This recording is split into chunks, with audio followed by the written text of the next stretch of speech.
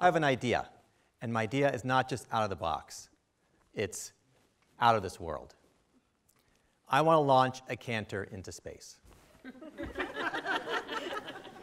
We'll call the cantor either a chazanot or the first astrocantor.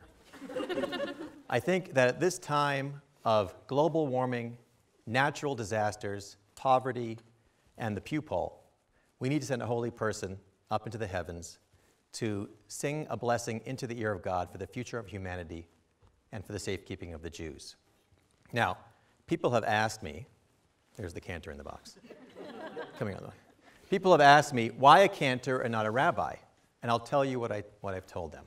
Some of my closest friends are rabbis.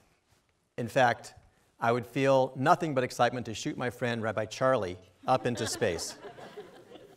But we have one shot at this, and we need someone with a great voice. Also, many of you people know that many rabbis spend a lot of time in space as it is already. Finally, when I took an unofficial poll with other congregants, they were very happy to volunteer their cantor, and they asked me if it was a one-way trip. Now, this idea is really possible. I've researched it. In fact, some of you may know that Elon Musk out in Hawthorne, California, has a company which is shooting up a variety of things into space, and he has a Dragon capsule ready to go. But this is very dangerous and very expensive. However, it turns out that Richard Branson just announced that he's taking space tours up in space very soon, in fact, before the end of the year. Over 500 people have purchased tickets on this spaceship, including Lady Gaga and many other stars. So now we have a vehicle. It's not as expensive as SpaceX. It's not cheap, but we can make it happen. But get this, we've got a volunteer. This is Seth Ettinger. Seth is a fifth-year cantorial student at Academy for Jewish Religion in Southern California. He's not married. If anybody's interested, I'll give you his number after the speech. And he has no dependents. He's in relatively good health, but more important, Seth is a spectacular tenor.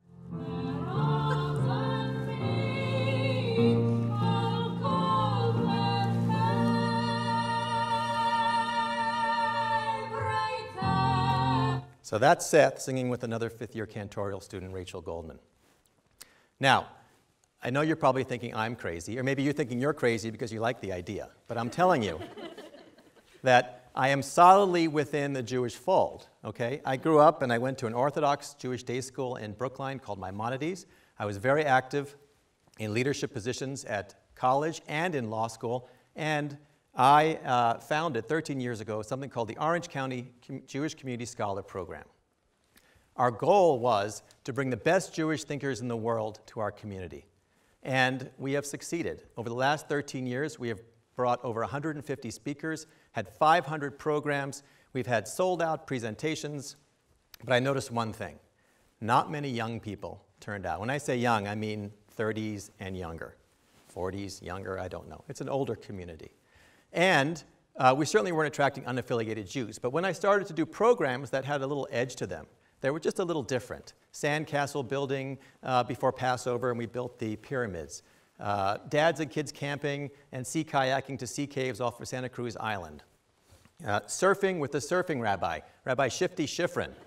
He really, from Los Angeles. All of a sudden, these people started to turn out. And at the end of one of our dads and kids camping programs in Joshua Tree, we had a rocketry program where you have to imagine Jewish dads shooting rockets. I don't know who was happier, the dads or the kids. But it was amazing, and I thought, wow, if we could take space and Judaism and put them together, maybe we could create something that would be attractive to people. Now, the idea of the cantor is not just a stunt. I think there are serious issues that we can explore. First of all, if there's going to be a clergy race to space, I think we should be in on the discussion. I know we're a minority of people, but we have the technology. We can get them up there. Okay, I told you how we're going to do it. The second is, we need to discuss the future of the cantorate. Many of you know what I'm talking about. I'm not going to go into details, but that's a significant issue. Third, Judaism and space travel, Judaism and the future.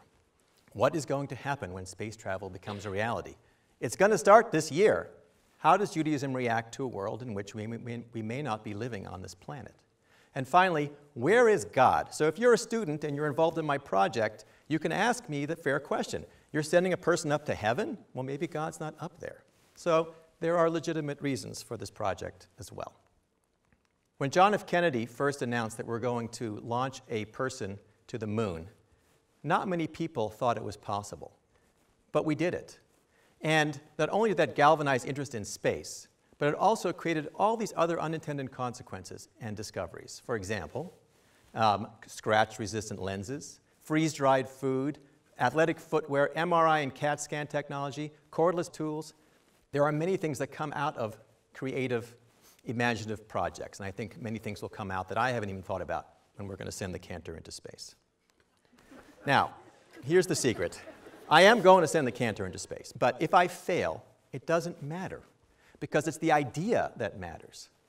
We need creative ideas that will capture the imagination of our young people and our unaffiliated people who are being bombarded by other messages. Why can't we have our creative message?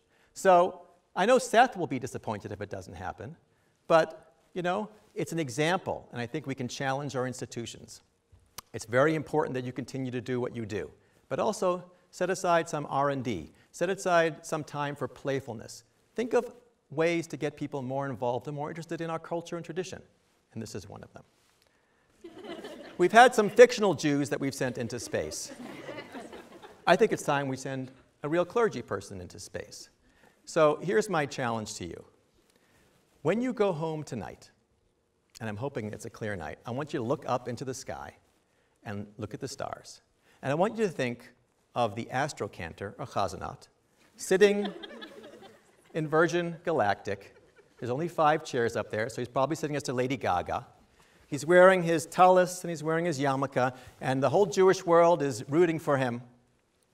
And I want you to smile and say, you know what? That was a great idea. We all got behind it. We need more ideas like this. And I want to end with some more music from Seth Ettinger. So enjoy. Thank you very much.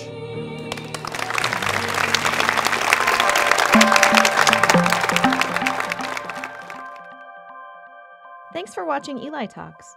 Click through or subscribe to the Eli Talks channel for more inspired Jewish ideas.